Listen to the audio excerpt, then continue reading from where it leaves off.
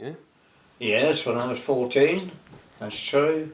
Apprenticed to a firm of brothers. The family in which I was born were all builders.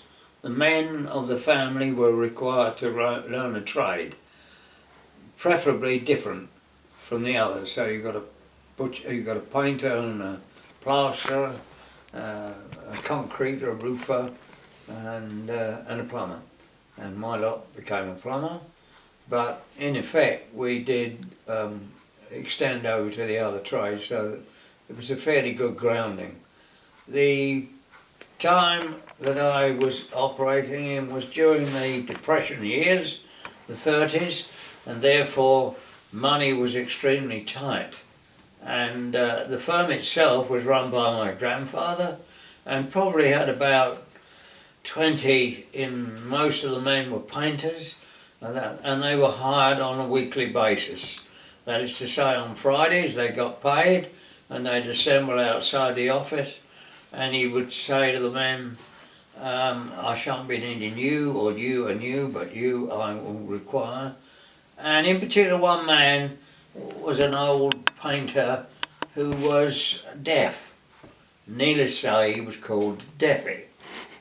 And when grandfather used to say, I won't be requiring you, Deafy, Deafy would say, that's all right, I'll be there, Governor.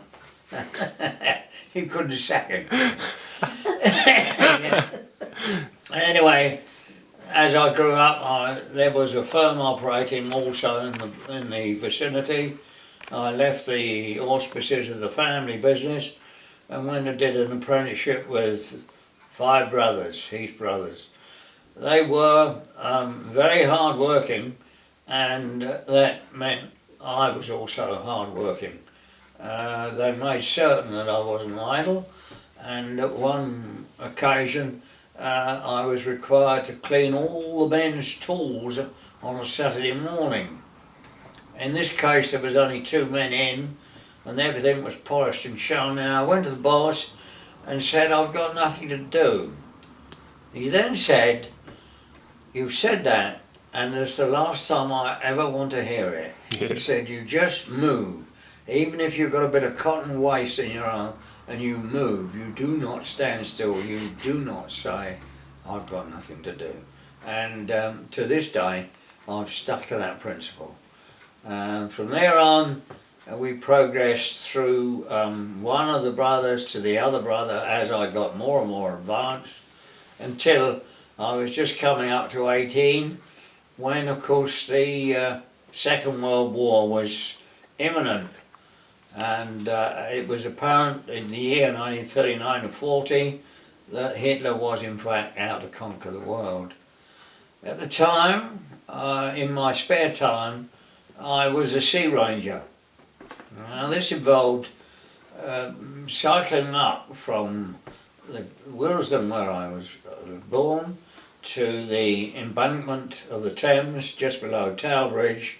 And there was a ship that had been used by Captain Scott, Falcon Scott, of the Arctic, to take his first expedition.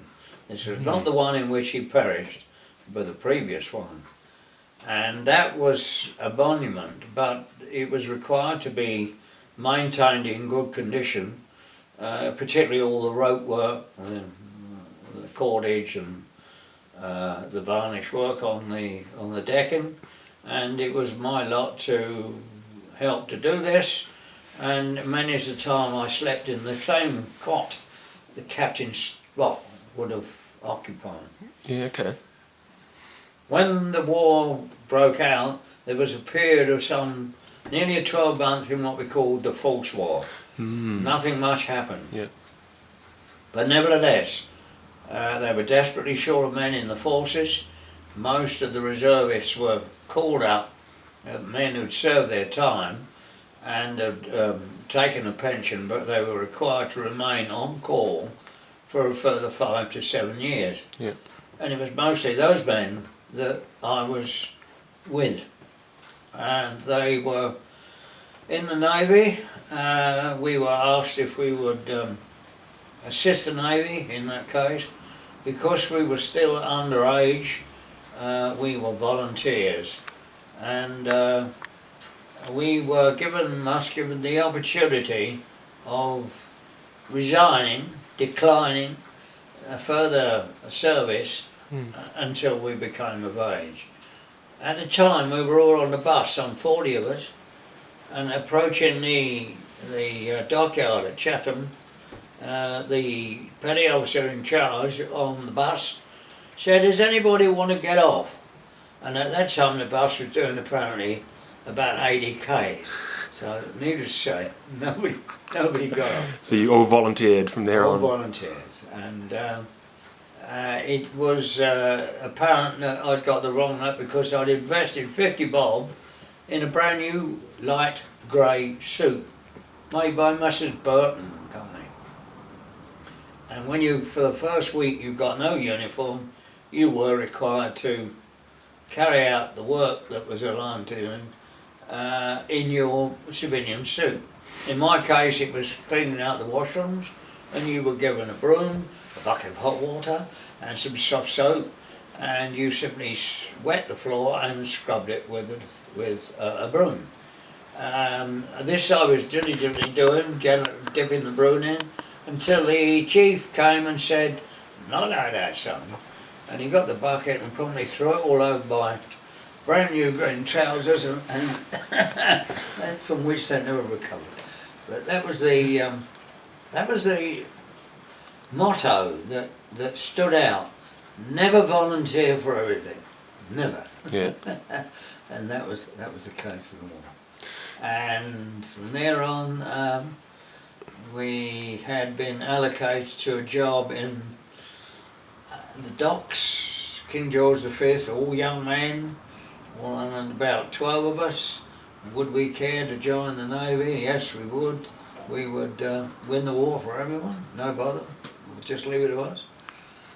And we were billeted on board an old First World War ship in the docks, the King George V dock, and this was heavily bombed and firebombed in 1940.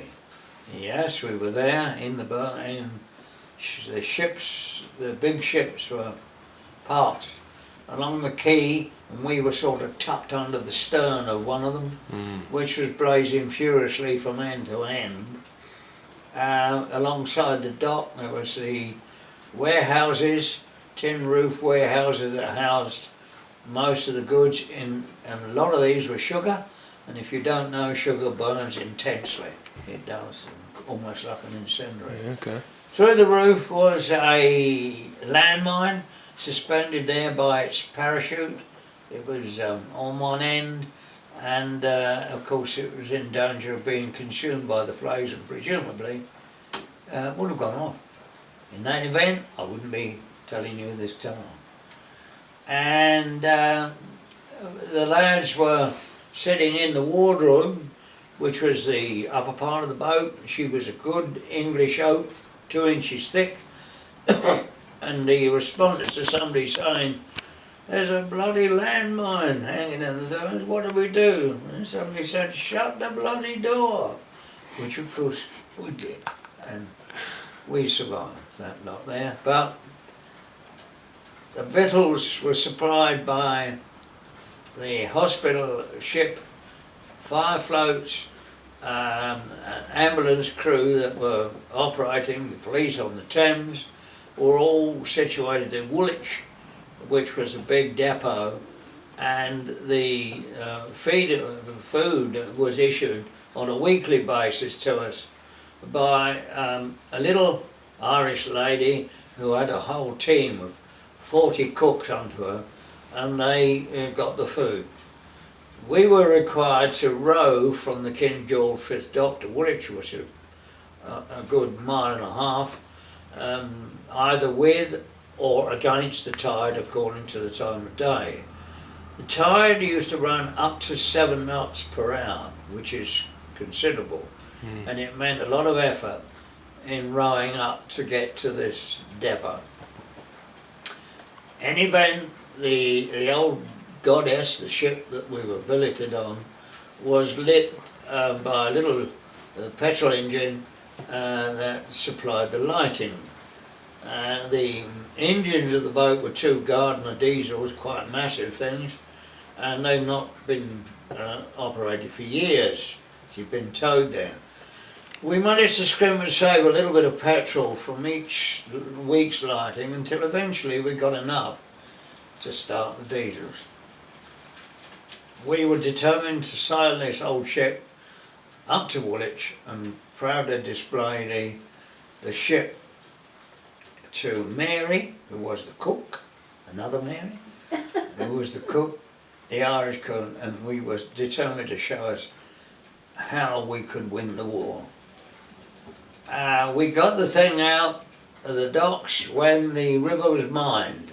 Now that meant the river was closed simply because it was the policy of the Nazis to drop mines in the water during the night hours, and the convoys that had made their way very haphazardly across from the Atlantic, suffering losses, congregated at the mouth of the river known as the Nore, and they would have to wait for a full tide because there wasn't sufficient depth of water in the Thames to allow a big ship to go from there up to the docks, which was inland some way. As a result, if they mined the river and the ship hit a mine, it would effectively block it.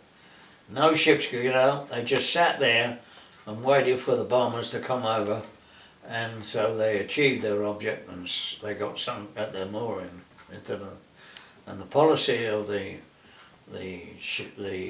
organisation, the Royal Naval Auxiliary Patrol, was to keep a watch.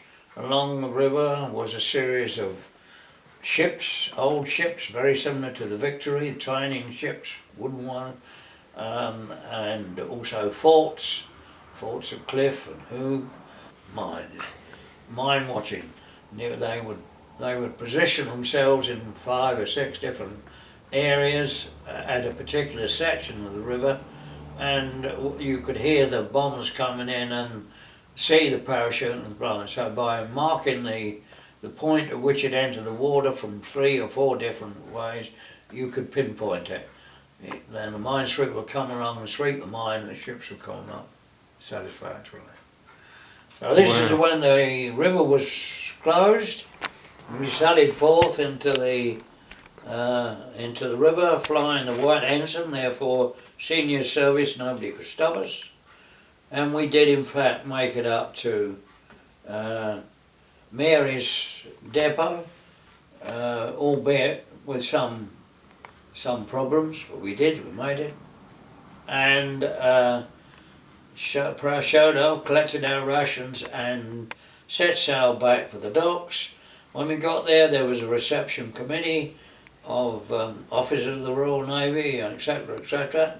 A panic call had gone out for a renegade boat was navigating the river when it was closed, and of course the balloon went up.